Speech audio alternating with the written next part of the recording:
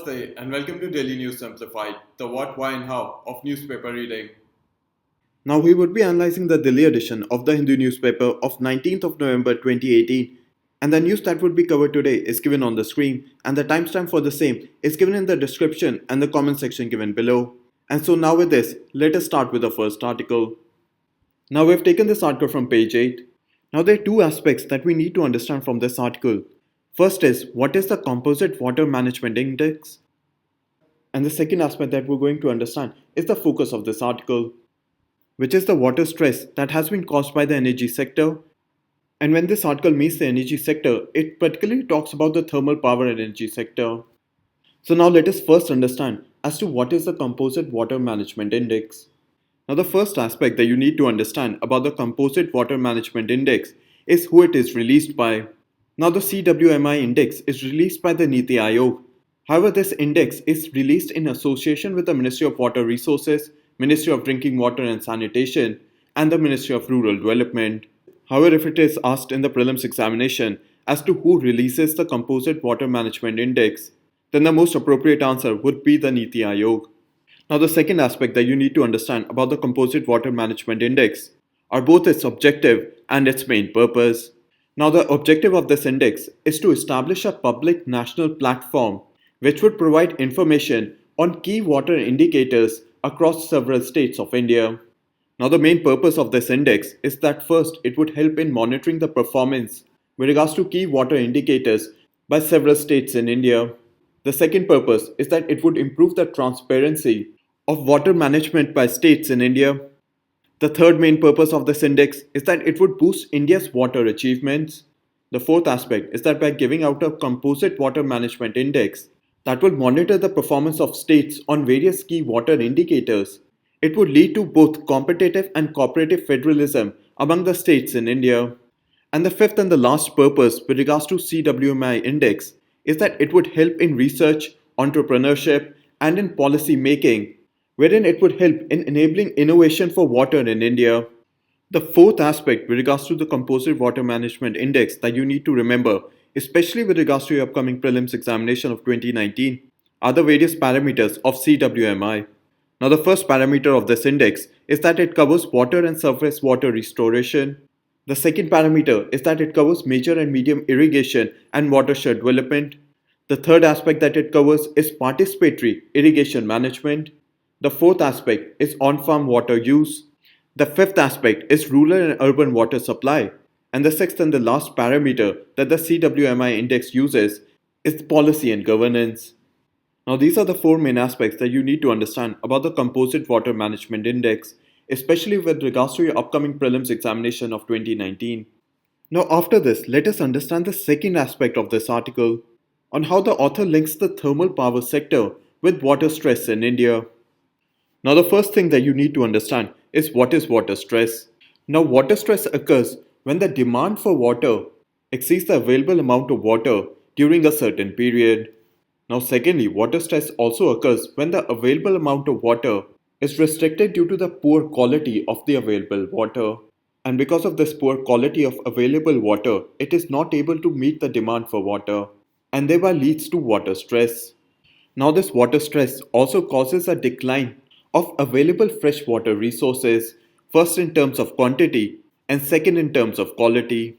Now this decline in freshwater resources in terms of quantity can be in the form of dry rivers, increasing depth of wells, and other forms of decline in water resources in terms of quantity. And in similar terms, the decline in quality of freshwater resources can be in the form of pollution, loss in nutrients, and other forms of decline in quality of freshwater resources. So now hopefully up till here you understood as to what is water stress. Now let us understand the focus of this article on how the author is considering that the energy sector, especially the thermal power sector, has impacted water stress levels in India. Now if in simple terms, if you take a look at the working of a thermal power plants produce energy by converting the chemical energy of a fossil fuel into electricity. Now in simple terms, a fossil fuel such as coal is burnt in a furnace, and it is within this boiler that water is being supplied to. And when this fuel such as coal is burnt in the thermal power plant, it heats up the water to produce steam. And this steam is at very high temperature and pressure, and then the steam is used to rotate the turbine. And in simple terms, the rotation of this turbine produces electricity. And therefore, it is within that context that fresh water, such as from rivers, aquifers, and other sources, is used to produce electricity in thermal power plants. And the concern that has been raised by the author is that the share of fresh water which is consumed by the power sector was less than 1% in 2010, but would increase to roughly around 9% by 2050. And therefore, there is a very strong chance that the power sector, especially the thermal power sector, would lead to a decline in freshwater resources in terms of quantity. The second point highlighted by the author is that roughly 40% of power generation through thermal power plants are installed in areas in India with high or extremely high water stress. Wherein what the author is trying to highlight is that most of the thermal power plants which are established within India are already located in areas which have a very high water stress or decline in terms of quantity and quality of freshwater resources. Now, the third and the last point, which has been highlighted by the author, is that by the year 2030, India's existing thermal power plants are going to experience an increased level of water competition from the agriculture sector, urban sector, and other industrial sectors. And this increased competition by 2030 among the various sectors in India is also again going to increase the decline in freshwater resources and thereby leading to water stress across various regions of India. So now hopefully you understood the focus of this article on how the energy sector, especially with regards to the thermal power sector, is going to impact water stress levels in India. Now let us understand as to what the author is recommending in rectifying this problem. Now the first recommendation given by the author is that the Composite Water Management Index should include water energy linkages. And this water energy linkages can be in the form of reporting of daily water usages by thermal power plants. The second main recommendation given by the author is that the water stress impact studies should be conducted in areas with old and new power plants. Now these are the two main recommendations which has been given by the author on how the water stress levels in India that has been caused by the thermal power sector can be reduced in India. Now this article and the explanation given in this section would be placed in GS paper 3 within the section Environment and within the subsection Environmental Degradation and Environmental Impact Assessment. Now a question for your practice is consider the following statements on the Composite Water Management Index. And what you can do is pause this video and try to solve this question. And the answer to this question would be given after 5 seconds. Now the correct answer to this question is D, 1, 2 and 3. Now as you already understand that this index is released by the Niti Aayog and it assesses the performance of both states and union territories in water resources management. And apart from this, you also understand that the Composite Water Management Index includes parameters in the field of agriculture such as the usage of water in farm fields or in irrigation facilities among other parameters within the field of agriculture. And so now with this, let us move on to the next article.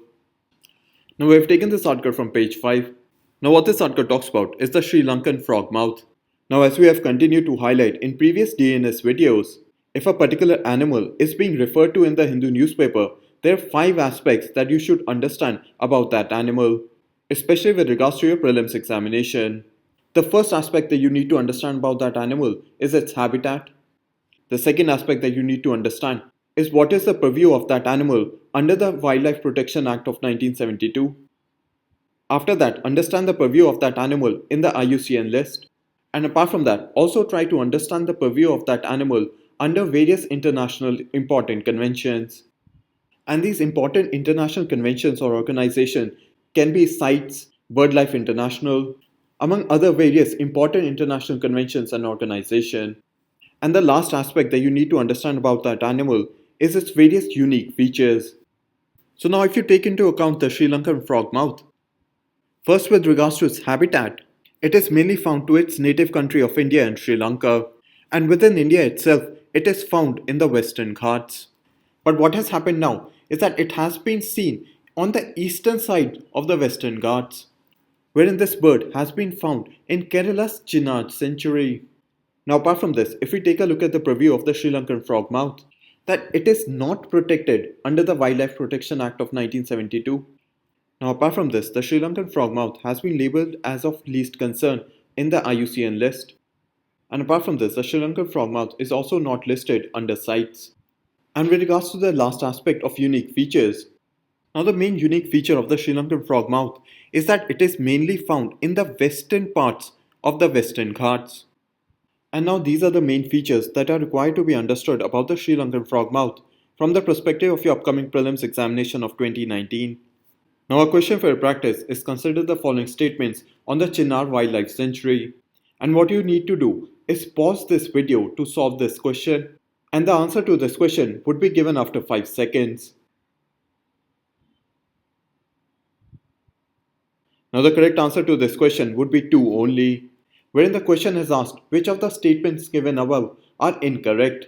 And the Chinnar Wildlife Sanctuary is located in the state of Kerala, adjoining the Tamil Nadu state. While the first statement that the Chinnar Wildlife Sanctuary lies in the rain shadow eastern side of the Western Ghats is a correct statement. And so now with this, let us move on to the next article. Now we have taken this article from page 14. Now what this article highlights are various positive steps that have been taken by the Government of India, such as GST, which has had a positive impact on the logistics sector. Now the first step that has been highlighted in the article is of the recent infrastructure status that has been given to the transport and logistics sector. Now this infrastructure status was given by the Government of India to the transport and logistics sector in the year 2017. And the main positive impact of giving the infrastructure status to the transport and logistics sector was that it allowed the various companies which function under the transport and logistics sector to avail cheaper finances. The second positive step that the article highlights is the introduction of GST. Now the introduction of the GST or the goods and services tax replaced the 7 indirect taxes that the transport and logistics sectors had to pay. And what this did was decrease the time delays that were taken by the transport and logistics sectors across border checkposts. Now, as you might be aware of, before the introduction of GST, what you would see while crossing from one state to another state was that there were various trucks which were piled up across the border. But with the introduction of GST, which led to one nation, one tax, these trucks did not require to stand at various border checkposts, and thereby it reduced the time delays which the transport and logistics sectors had to face while crossing from one state to another. Now the third point highlighted in the article is how the Government of India has helped the supply chain management through the aid of technology, wherein what this has done is reduce the time that was taken to deliver goods from one place to another. Now apart from this, the use of technology in supply chain management in the logistics sector has improved the linkages of smaller third-party players in the logistics sector with the larger logistic companies. Now apart from this, the transport and logistics sector have also used the technology of geo-tracking, wherein what this has allowed is for value addition for consumers. When let's say goods are being transported from the state of Gujarat to the state of Tamil Nadu, the manufacturer that is waiting in the state of Tamil Nadu can look at the estimated time of arrival of the various goods and thereby plan accordingly his manufacturing process.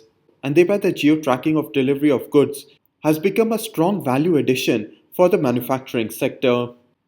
The fourth positive step highlighted in the article is that the Government of India has created a new division in the Ministry of Commerce, wherein this creation of a new logistics division in the Ministry of Commerce has first led to the decline in separate paperwork which the transport and logistics sectors had to do earlier. And apart from this, it allows the logistics division under the Ministry of Commerce to pursue integrated development of the transport and logistics sector. So now hopefully you've understood the 4 positive steps that have been highlighted in the article that the Government of India has taken for the logistics sector. Wherein the first point highlighted in the article is that the Government of India gave the infrastructure status to the transport and logistics sector in the year 2017. And one of the major advantages of giving this infrastructure status was that it allowed the transport and logistics sector companies to avail cheaper finances in form of loans and other means. Apart from this, the second main positive step highlighted in the article is the introduction of GST or the goods and services tax, wherein the introduction of this tax replaced the 7 indirect taxes which the transport and logistics companies had to pay earlier. And apart from this, the introduction of GST or the one nation one tax led to the decrease in time delays at border checkposts. Wherein what used to happen earlier is that if you were to cross the border from one state to another, you would see a lot of trucks that would be parked on both sides of the border, wherein they would have to fill up some paperwork at the border checkpost to enter that new state. However, the introduction of the GST led to the decrease in the paperwork and thereby led to the decrease in time delays at border checkposts. And apart from this, various companies in the transport and logistics sectors have also taken advantage of technology to reduce the time taken in the delivery of goods and also to improve their linkages with smaller third party players. Apart from this, one of the main technologies which has aided the supply chain management for the transport and logistics sector is of geo tracking, wherein this allows the consumers, especially the manufacturing sector, to know the estimated time of arrival of their various goods and thereby allow them to move their manufacturing processes based on this estimated time of arrival. And the fourth and the last point highlighted in the article is that the Government of India has created a logistics division in the Ministry of Commerce, wherein what used to happen earlier was that transport and logistic companies had to fill in separate paperwork for different ministries, different departments within those ministries, which led to time delays and increase in cost. However, this creation of a single logistics division within the Ministry of Commerce has led to a decline in the separate paperwork which the logistic and the transport companies now have to fill. And apart from this, it also allows the logistics division to form an integrated development of the logistics sector. Now, apart from this, the article highlights the various impact of the steps taken by Government of India for the logistics sectors. When the first impact highlighted in the article is that India's rank in the Logistic Performance Index, which is given out by the World Bank, has increased from being 54 in the year 2014 to an improved ranking of 44 in the year 2018. Apart from this, the article also highlights that there has been a reduction in logistic cost as percentage of GDP, wherein earlier the logistic cost was at 13 to 14% of GDP. However, the global average of logistic cost as percentage of GDP is at 8%. And therefore, the article is highlighting that with the help of these positive steps that the Government of India has taken for the logistics sector, the logistic cost as percentage of GDP should be expected to be around 10%. So now hopefully you've also understood the two main impacts that have been highlighted by the author with regards to the positive steps that have been taken by the Government of India for the logistics sector. Wherein first, it has improved the ranking of India in the Logistic Performance Index that is given out by the World Bank. And secondly, there is an expected decrease in the logistic cost as percentage of GDP for India, wherein earlier it was around 13 to 14%, while the global average of logistic cost as percentage of GDP was 8%. But according to the article, with the help of the positive steps that have been taken by the Government of India in the logistics sector, it is expected that the logistic cost for India should reduce to 10% of GDP. Now, with regards to your UPSC syllabus, this article and the explanation given in this section is relevant with regards to your mains examination within GS Paper 3, within the section Economic Development, and within the subsection Infrastructure. Now, question for your practice for mains examination is what is meant by the provision of infrastructure status, highlight the various steps taken by the Government of India to augment the logistics sector. And so now with this, let us move on to the next article. Now we have taken this article from page 13. Now, as you already might be aware of, there is an ongoing trade war between the United States and China, in which the United States has imposed tariffs on imports from China, and in similar terms, China has imposed tariffs on imports from the United States. And according to this article, the imposition of tariffs that have been imposed by China on imports of products from the United States has first caused China to open up its market to non-US products. Now, according to the article, most of the tariffs that have been imposed by China are generally on imports of agriculture products from the United States. And according to the article, this provides an opportunity to India's agriculture products to enter into the Chinese market. And therefore, according to the article, this hopeful increase in India's ability to export agriculture products to China may help India in reducing its trade deficit with China. So now hopefully up till here you've understood that because of the ongoing trade war between China and the United States, China has imposed various tariffs on import of agriculture products from the United States. And this imposition of tariffs by China on import of agriculture products from the United States has caused China to open its market to non-US products. Wherein according to the article, this would provide an opportunity to India to have its agriculture products enter into the Chinese market.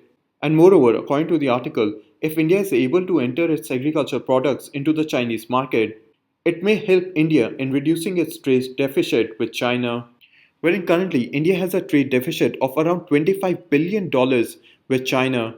And if India's agricultural products are able to enter the Chinese market, this trade deficit then can be decreased.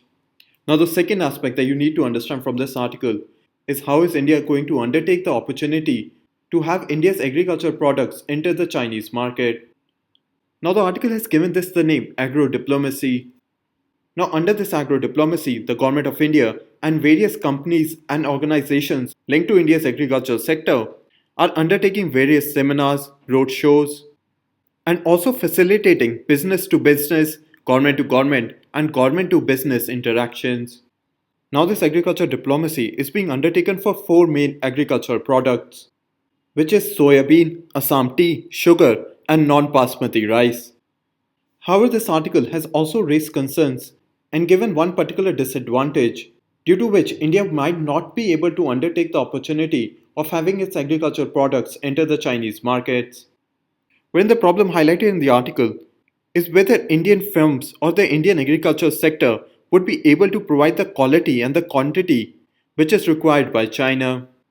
Now, the concern raised in the article is that the Chinese market has a huge capacity with regards to import of soybean, non-basmati rice, sugar, and Assam tea, and it is to be seen whether the Indian agriculture sector would be able to supply the Chinese market with the required capacity.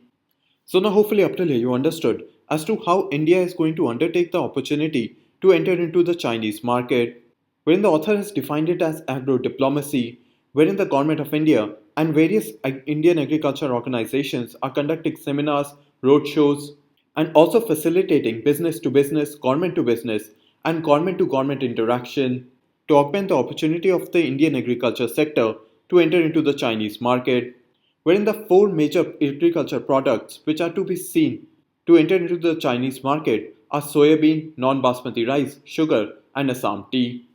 However, with regards to this, the article has also highlighted a problem wherein the Chinese market has a huge capacity for all of these four agriculture products, and it is to be seen whether the Indian agriculture sector has the capacity to export the required amount to the Chinese market. Now, apart from this, the article has also highlighted three sectors apart from the agriculture sector in which India can try to enter into the Chinese markets.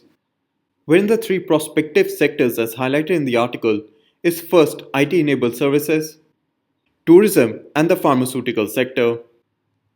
Now, with regards to your civil service examination paper, this article and the explanation given in this section would be first placed in GS paper 2 within the section International Relations, and within the section Effect of Policies and Politics of Developed and Developing Countries on India's Interest, such as the politics with regards to the trade war and how this trade war would impact India's relation with China. And in similar terms, this article and the explanation given in this section would also be seen from the perspective of GS paper 3 within the section Economic Development. Now, question for practice is which of the following can be considered as an impact of the ongoing global trade war? Now, what you need to do is pause this video and try to solve this question, and the correct answer to this question would be given after 5 seconds. Now, the correct answer to this question would be B, 1 and 3, wherein as you already understand, the ongoing global trade war has increased the opportunity for other countries to export agriculture products to China. And in similar terms, the ongoing global trade war has also increased the number of trade disputes, such as between India and the United States, between China and the United States, between European countries and the United States, under the dispute settlement mechanism of the World Trade Organization. However, statement number 2 is incorrect, wherein the main tariff that has been imposed by the United States on other country is with regards to import of aluminium products, and therefore this ongoing global trade war does not provide the opportunity to export aluminium products to the United States. And so now with this, let us move on to the next article. Now we have taken this article from page 1. Now we're not going to go into the political aspect of this news, and we'll look into the issue of disinvestment from the perspective of your civil services examination. Now the first thing that you need to understand is what is disinvestment. Now if we take a look at how the Department of Investment and Public Asset Management under the Ministry of Finance considers disinvestment, it means an increase in people's ownership of central public sector enterprises. And this increase in public ownership of central public sector enterprises is done through the listing of central public sector enterprises on the stock exchange. And this is intended to improve the efficiencies of the central public sector enterprises through accountability to its shareholders. And apart from this, by listing the central public sector enterprises on the stock exchange and allowing people's ownership, the government can improve its resources for expenditure.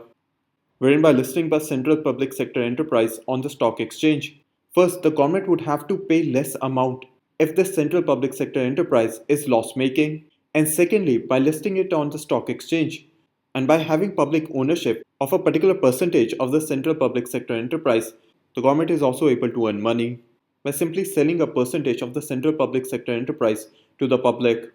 And according to the article, the proceeds from disinvestment, if taken into account from 1991, has had the highest proportion from 2014 onwards at roughly 58%. And this is a fact that you need to remember for your upcoming prelims examination of 2019, that the disinvestment proceeds has been the highest from 2014 to 2019 at 58%. Now, question for your practice is consider the following statements. And as you already understand the procedure, pause this video and then try to solve this question. And the answer would be given in 5 seconds.